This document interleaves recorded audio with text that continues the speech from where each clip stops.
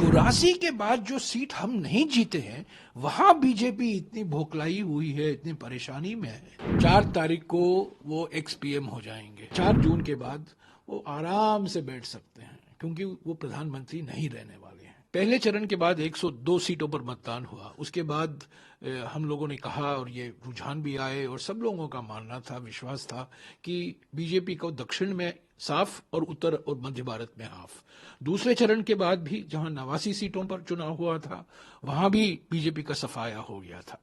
आज जो मतदान हो रहा है 93 सीटों पर हो रहा है और कांग्रेस पार्टी कुल मिलाकर 68 सीटों पर लड़ रही है और अपने घटक दल जो आरजेडी हैं बिहार में, शिवसेना और उद्धव ठाकरे एनसीपी हैं शरद पवार के महाराष्ट्र में, और उत्तर प्रदेश में समाजवादी के साथ हम लड़ रहे हैं।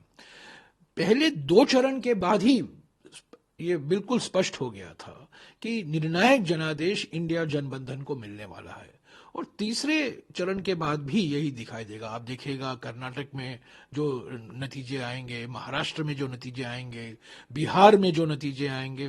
और मैं आपका एक बात कहता हूं, देखिए सूरत जो सीट है हमने 84 के बाद हमने कभी नहीं जीता है, गुजरात में सूरत की सीट में, और वहां धमकी देकर डराकर हमारे उम्मीदवार को नॉमिनेशन विड्रॉ कराना पड़ा और जो निर्दलीय उम्मीदवार थे उनको भी उन्होंने विड्रॉ करवा दिया। तो बीजेपी इतनी भोकलाई हुई है अपने ही गढ़ में जो सूरत, अगर वहां मतदान होता तो आज होता।